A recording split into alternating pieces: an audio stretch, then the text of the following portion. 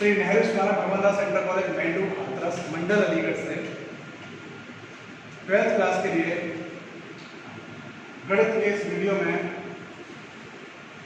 अवकलज के अनुप्रयोग एप्लीकेशन ऑफ डेरिवेटिव्स जो छठा चैप्टर है उसमें आप सभी का स्वागत करता हूँ। एप्लीकेशन ऑफ डेरिवेटिव्स में हम सबसे पहली बात यह है क्या, हमने इससे पिछले चैप्टर में डेरिवेटिव्स के बारे में पढ़ा था, लेकिन इस चैप्टर में हम पढ़ते हैं कि गणित की विभिन्न शाखाओं में जो है इस डेरिवेटिव्स के अनुप्रयोग क्या है, यानी कि इसके किस तरीके से प्रयोग किए जा सकते हैं। इसे हम इंजीनियरिंग में प्रयोग कर सकते हैं, साइंस में भी प्रयोग करते हैं, सामाजिक विज्ञान में भी करते हैं और कई दूसरे क्षेत्रों में भी करते हैं। यहाँ हम ये सीखते हैं कि डेरिवेटिव्स का उपयोग करके हम निम्न को किस तरीके से ज्ञात करते हैं। सबसे पहला, राशियों के परिवर्तन की दर ज्ञात करते हैं, rate of change of quantities. ये एनसीईआरटी की बुक में एक्सरसाइज 6.1 है। दूसरा है वर्धमान और ह्रासमान, इंक्रीजिंग और डिक्रीजिंग, ये एनसीईआरटी की बुक में एक्सरसाइज 6.2 है। तीसरा है स्पर्श रेखाएं और अभिलंब, टेंजेंट एंड नॉर्मल, एक्सरसाइज है 6.3। सन्निकटन अप्रोक्सीमेशन, एक्सरसाइज है 6.4। और पांचवा है उच्चतम और निम्नतम, मैक्सिमा एंड मिनिमम, ये एक्सरसाइज है 6.5। इसमें हम सिर्फ बात करते हैं इस वीडियो में पहली दो टॉपिक, जो rate of change of quantities और इंक्रीजिंग और डिक्रीजिंग के बारे में हम इसमें बात करते हैं। इसके लिए हमें कुछ फॉर्मूलाज हैं, जैसे कुछ चीजें भी समझनी होती हैं पहले कि ds/dt, इससे हमारा जो तात्पर्य होता है वो होता है कि t के सापेक्ष s के परिवर्तन की दर।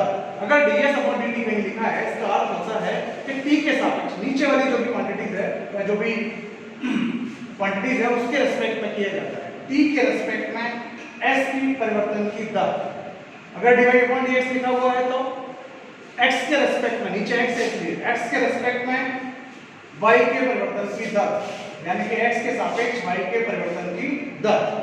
अगर कोई सर्किल हो, उस सर्किल में त्रिज्या में अगर परिवर्तन होता है, उसकी रेडियस में परिवर्तन होता है, तो वृत्त के क्षेत्रफल या एरिया के परिवर्तन की जो दर होगी उसे हम दिखाएंगे dA/dr। यहाँ a एरिया को दिखाते हैं और r त्रिज्या। चूंकि त्रिज्या में परिवर्तन है इसलिए x r के रिस्पेक्ट में होगा। इसके लिए हमें कुछ फॉर्मूलेज की आवश्यकता पड़ेगी। वो फॉर्मूलाज हैं, श्रृंखला नियम पहला बनता है dy/dx।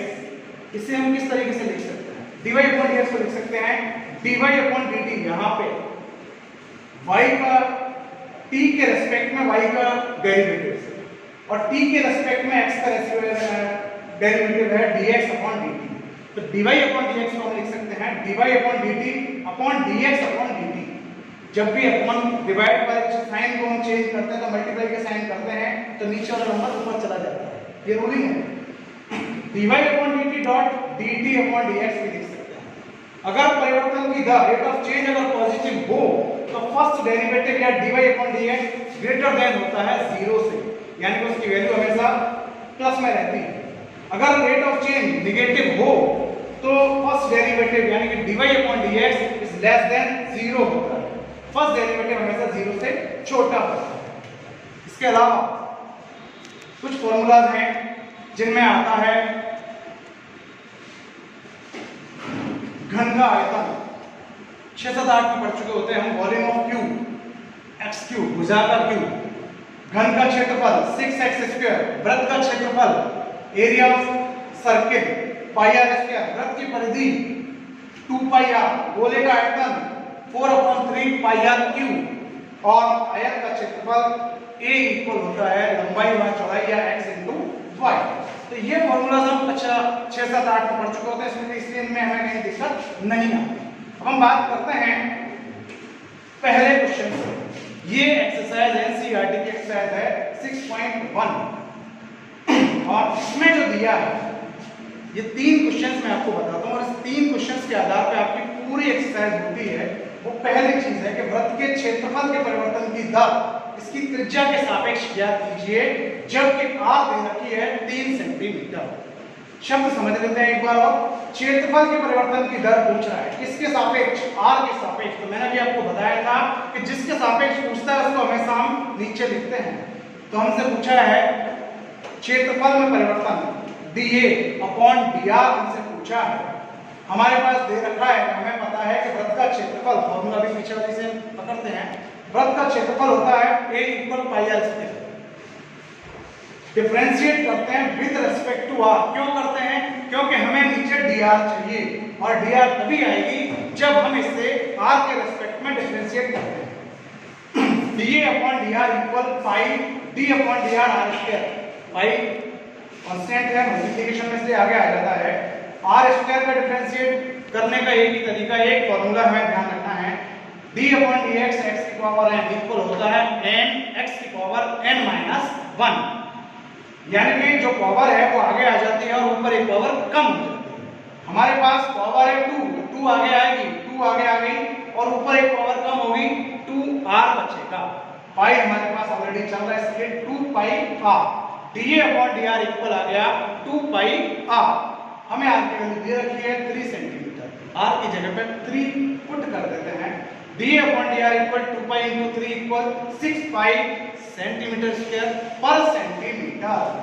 ये इसकी यूनिट है, इसलिए जब हम वृत्त के क्षेत्रफल के परिवर्तन की दर त्रिज्या r के सापेक्ष इक्वल आती है 6 पाई सेंटीमीटर स्क्वायर पर सेंटीमीटर। यही आंसर है। दूसरे क्वेश्चन की बात करते हैं। घन का आयतन दे रखा है 9 सेंटीमीटर क्यूब पर सेकंड की दर से बढ़ रहा है। पृष्ठ क्षेत्रफल किस दर से बढ़ेगा जबकि किनारे की लंबाई दे रखी है 12 सेंटीमीटर।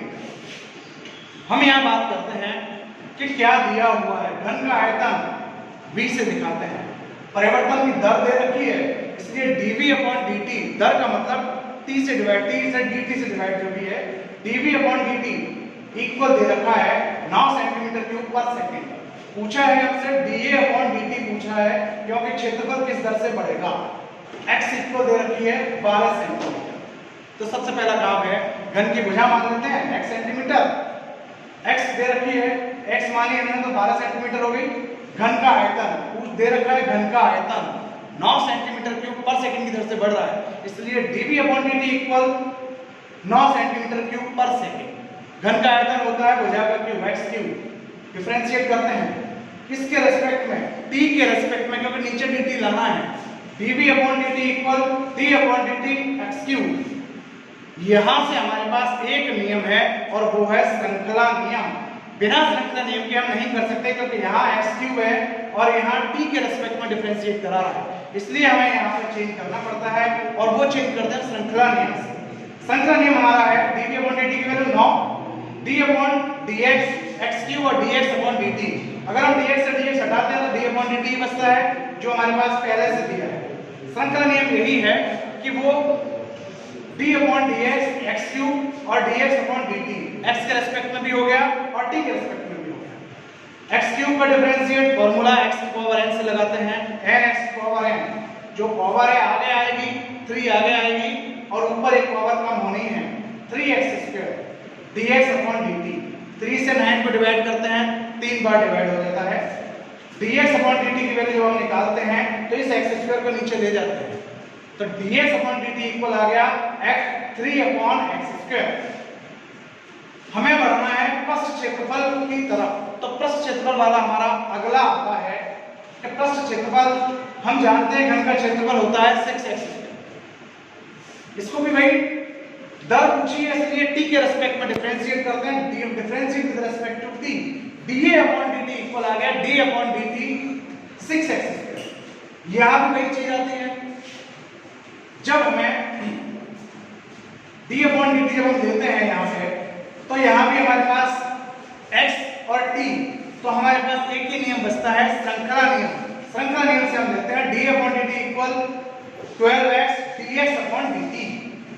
फिर वही चीज आई, dx अपॉन dt की वैल्यू हमारे पास है, हम पहली इक्वेशन से लगा देते हैं कि dA upon dt equal 12x, dx upon dt की वैल्यू है 3 upon x, 3 upon x, x से x कटा इक्वल आ गया 36 upon x, 36 upon x dA upon dt की वैल्यू आती है। तो dA अपॉन dt की वैल्यू जब आई 36 अपॉन x, हमारे पास x की वैल्यू है 12 सेंटीमीटर, x की जगह पर हमने 12 यहाँ रख दिया, dA अपॉन dt इक्वल 36/12। 12 से डिवाइड दिया 3 सेंटीमीटर स्क्वायर पर सेकंड। हमारे पास जो पृष्ठ क्षेत्रफल की जो दर है वो 3 सेंटीमीटर स्क्वायर पर सेकंड की दर से बढ़ेगी। इसके बाद हम बात करते हैं तीसरे क्वेश्चन की। ये तीसरा क्वेश्चन और पूरी एक्सरसाइज खत्म। तीसरा क्वेश्चन कहता है कि x इकाइयों के उत्पादन में कुल लागत टोटल कॉस्ट दे रखी है cx equal 0.07 x cube minus 0.03 x square plus 15x plus 4000। सीमांत लागत मार्जिनल कॉस्ट mc पूछ रखा है, जबकि हमें दे रखा है 17 इकाइयों का उत्पादन, यानी कि x की वैल्यू दे रखी है 17। करना कुछ भी नहीं है, सिर्फ डिफरेंशिएट करना है, डेरिवेटिव फर्स्ट डेरिवेटिव निकालना है। फर्स्ट डेरिवेटिव निकालने के लिए cx दे रखी है dc अपॉन dx, x के रेस्पेक्ट में करते हैं, differentiate with respect to x।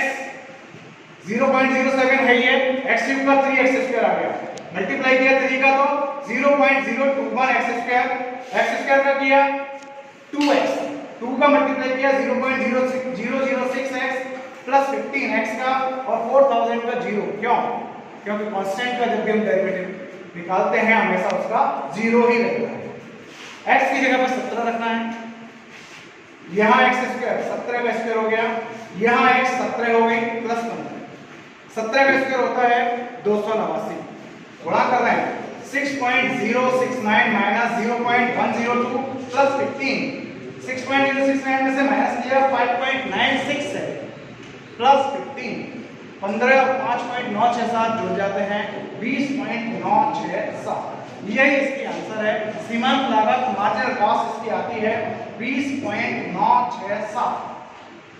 यही टोटल फर्स्ट एक्सरसाइज कंप्लीट होती है इन 3 क्वेश्चंस के आधार पर।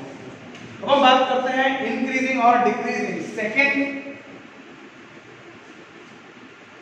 हमारे पास यहाँ है इंक्रीजिंग और डिक्रीजिंग। इंक्रीजिंग बोलते हैं वर्धमान को और डिक्रीजिंग बोलते हैं ह्रासमान को। यहाँ मैंने 2 साइन बनाए हुए, एरो ऊपर की तरफ है, एक एरो नीचे की तरफ है। इस एरो का मतलब होता है अगर कोई भी हम काम समय चाल समय में पढ़ते आ रहे थे कि कोई भी रेट जब ऊपर जाता है तो वहां हम ये वाला एरो लगा देते हैं और जहां घटता था वहां ये वाला एरो। बढ़ने का मतलब है इंक्रीजिंग और नीचे वाले एरो का मतलब है डिक्रीजिंग। अफेक्ट्स इंक्रीजिंग होता है कब? कोई भी फंक्शन इंक्रीजिंग होता है जब effect f dash x is greater than 0, यानी कि फर्स्ट डेरिवेटिव उसका 0 से बड़ा होता है। 0 से बड़े होने का मतलब होता है पॉजिटिव वैल्यू। डिक्रीजिंग कब होगा? जब f dash x less than 0, यानी कि नेगेटिव वैल्यू। fx कांस्टेंट कब होता है? यहां कांस्टेंट है, कांस्टेंट के अचर कब होता है? जब f dash x is equal 0। इसके अलावा कुछ और पॉइंट्स हैं जो कई सारे बोर्ड में काम आते हैं, अदर बोर्ड में भी काम आते हैं, सीबीएसई में भी काम आते हैं कि f dash x is greater than 0 तो फंक्शन स्ट्रिक्टली इंक्रीजिंग होता है। अगर f डैश x इज केवल ग्रेटर देन और इक्वल 0 है तो फंक्शन सिर्फ इंक्रीजिंग होगा। यहां बस एक चीज ध्यान रखनी है, f dash x is less than 0 तो फंक्शन स्ट्रिक्टली डिक्रीजिंग। अगर f dash x is less than or equal 0 then function is only decreasing. ये 4 पॉइंट्स थोड़े से और समझना होते हैं। ये मैं आपको क्वेश्चंस के आधार पर अगला समझाता हूं। पहला क्वेश्चन हम लेते हैं कि फंक्शन हमें दे रखा है fx equal 3x² minus 15x plus 9। ह्रासमान का मतलब होता है डिक्रीजिंग। अगर फंक्शन डिक्रीजिंग है तो x की वैल्यू ज्ञात करनी है। यहाँ x का मान भी ज्ञात करो, ये भी आ सकता है, या आपसे पूछ सकता है कि अंतराल भी बताइए। तो मैं आपको दोनों चीज समझा देता हूँ। x का मान पूछा है तब भी यही, अगर अंतराल पूछा है तब भी यही करना है। तो fx लिख लिया 3x² माइनस 15x प्लस 9, पहली इक्वेशन। फर्स्ट डेरिवेटिव डिफरेंशिएट करते हैं f डैश x स्क्वायर का होता है 2x, 3 आगे है ये, मल्टीप्लाई करते हैं 6x, 15x का 15 और 9 का 0। 9 का 0 क्या होता है? कांस्टेंट है, अचर है तो हमेशा 0 रहेगा। कहीं पर भी आप देख सकते हैं इसका हमेशा 0 रहेगा। बात करते हैं फंक्शन में डिक्रीजिंग है, और डिक्रीजिंग के लिए भी हमने बात की थी। कोई भी फंक्शन डिक्रीजिंग तब होता है जब f dash x is less than 0। f dash x is less than 0। f dash x की value 6x minus 15 is less than 0। इस 15 को इधर शिफ्ट करते हैं तो 6x इसका जो चिन्ह है वो बदल जाता है। इसका चिन्ह माइनस का है, उधर आ जाएगा तो positive. 6x is less then 15। Inequality हमारी हमें एक चीज और सिखाती है कि जो भी है हमारे पास x, जब भी हमें x के साथ वाला कांस्टेंट कोएफिशिएंट हटाना होता है तो हम उसी का डिवाइड कर देते हैं। यहाँ 6 है इसलिए हम 6 के दोनों तरफ डिवाइड कर देंगे 6 का। 6x/6 is less than 15/6. 6 से 6 कट गया, 3 से यहाँ डिवाइड किया तो 5/2. x is less than 5/2. यहाँ ध्यान रखेंगे कि जब भी फंक्शन डिक्रीजिंग होगा और वैल्यू 1 आती है तो हमेशा उसकी जो वैल्यू है वो x बिलोंग्स टू -∞ टू 5/2 के बीच में एग्जिस्ट करती है। यानी कि फंक्शन की जो वैल्यू रहेगी वो रहेगी x is less than x belongs to -∞ to 5/2। यही आंसर। ये मैं आपको और क्लियर करता हूं अगले क्वेश्चन में, जहां हम दूसरे क्वेश्चन की बात करते हैं। अफेक्ट दे रखा है x3 -3x² -9x + 25। वर्तमान वहां डिक्रीजिंग था, यहां इंक्रीजिंग फंक्शन है, तो x का मान ज्ञात करो या अंतराल, वही चीज आ गई। मान भी पूछ सकता है या अंतराल की भी बात कर सकता है। फंक्शन जब इंक्रीजिंग है तो हम क्लियर करते हैं, फंक्शन इंक्रीजिंग तब होता है जब f(x) इज ग्रेटर देन 0। ये फंक्शन यहां दे रखा है, f(x) लिख लिया x3 -3x² -9x + 25। f(x) function first derivative x³ का 3x², x² का 6, 2 3 जा 6x और 9x का 9, 25 का 0। क्यों? क्योंकि फंक्शन में एक कांस्टेंट पद है। इक्वेशन 2 होती है।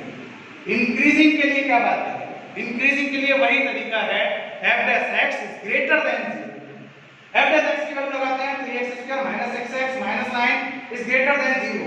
3 से डिवाइड करते हैं दोनों तरफ, x² -2x -3 is greater than 0।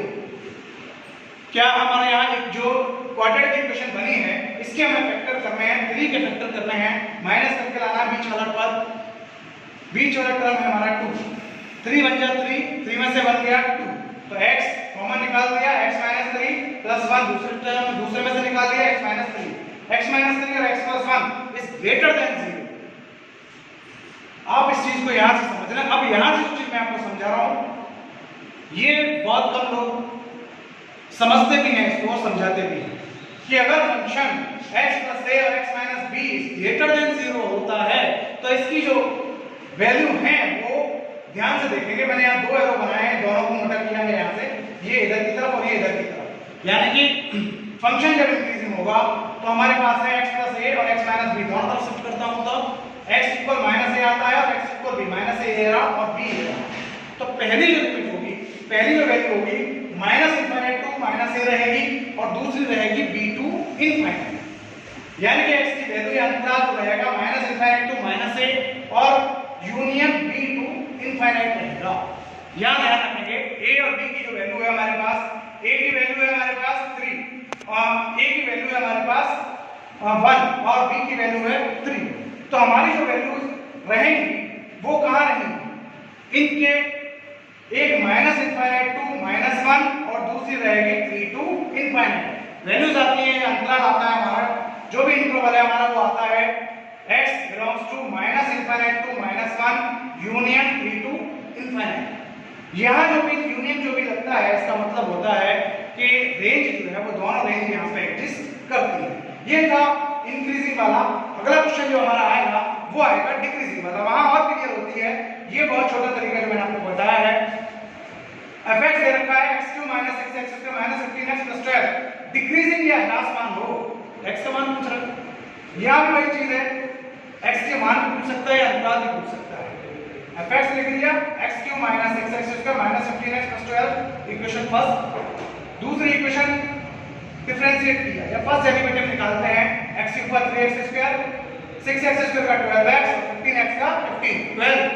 12 का 0 क्यों हुआ? क्यों? कांस्टेंट है, फंक्शन डिक्रीजिंग है और डिक्रीजिंग फंक्शन के लिए एक ही तरीका रहता है, वो तरीका है f(x) is less than 0। 3x² -12x -15 is less than 0। 3 दोनों तरफ से डिवाइड दिया 3 का, तो x² -4x -5 is less than 0।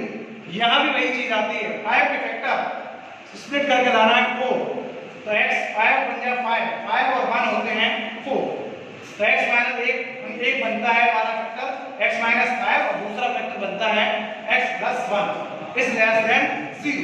जब भी लेस देन वाली या डिक्रीजिंग वाली बात आएगी तो हमारे पास जो लिमिट होगी वो हम कैसे लगाते हैं, x + a और x - b is less than 0। तो जो लिमिट रहेगी -∞, -a, b और ∞, जब भी इंक्रीजिंग डिक्रीजिंग वाले क्वेश्चन होंगे, छोटा तरीका समझ रहे हैं कि इनकी जो लो रहेगी वो माइनस a और b के बीच में रहेगी, यानी कि x की value x belongs to minus a comma b।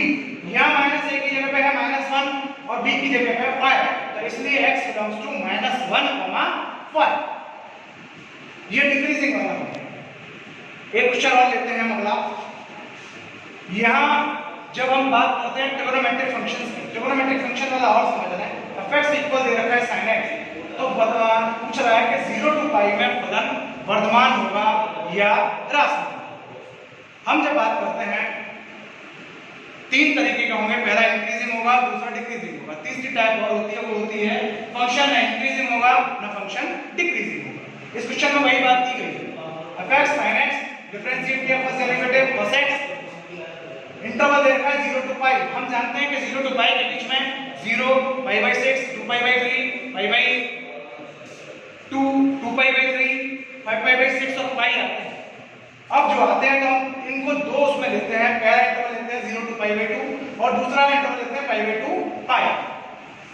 ध्यान रखें 0 टू पाई बाई 2 लगाई तो फंक्शन को हम क्या, यहाँ एक चीज और क्लियर कर दूं, फंक्शन को डिक्रीजिंग या इंक्रीजिंग जो भी दे रखा है हमें देखने के लिए क्या करना पड़ता है, इंटरवल के बीच में देखना पड़ता है। और इंटरवल है हमारे पास 0 to pi by 2, 0 to pi by 2 पर लिखना है, वो भी function f dash x first derivative पकड़ेंगे, cos x sin x नहीं पकड़ेंगे, क्योंकि फंक्शन को इंक्रीजिंग या डिक्रीजिंग ये पता करने के लिए हमें फर्स्ट डेरिवेटिव पकड़ना है। cos 0 की वैल्यू 0, cos 0 की वैल्यू 1 पॉजिटिव, cos 30 की वैल्यू पॉजिटिव, cos 60 की वैल्यू पॉजिटिव, cos 90 की वैल्यू 0, यानी फंक्शन 0 टू पाई बाई 2 पर इंक्रीजिंग होता है। दूसरे की बात करते हैं pi by 2 to pi, cos 120 की वैल्यू नेगेटिव, cos 150 की वैल्यू नेगेटिव, cos 180 की वैल्यू नेगेटिव, यानी कि फंक्शन पाई बाई 2 पाई पर डिक्रीजिंग होता है। और ऐसा कोई भी फंक्शन हमसे पूछा है इंटरवल 0 टू पाई के बीच में जब हमसे पूछ रहा है तो आधे में हमारा इंक्रीजिंग कर रहा है और आधे में डिक्रीजिंग कर रहा है। यहाँ प्लस पॉजिटिव वैल्यू इंक्रीजिंग कर रहा है, यहाँ डिक्रीजिंग कर रहा है। कोई भी फंक्शन अगर इस तरीके की करता है तो वो फंक्शन न इंक्रीजिंग होगा ना ही वो फंक्शन डिक्रीजिंग। लास्ट क्वेश्चन हमारा इसमें बचता है और मुझे लगता है ये एक्सरसाइज 6.2 भी यहाँ कंप्लीट हो जाती है। ध्यान से देख लेते हैं कि fx इक्वल x x 2 का होल स्क्वायर दे रखा है। ये क्वेश्चन कई बार यहाँ आया है, कई बार बोर्डों में ये क्वेश्चन पूछा गया है। fx इक्वल है x x 2 का होल, ये होल स्क्वायर है।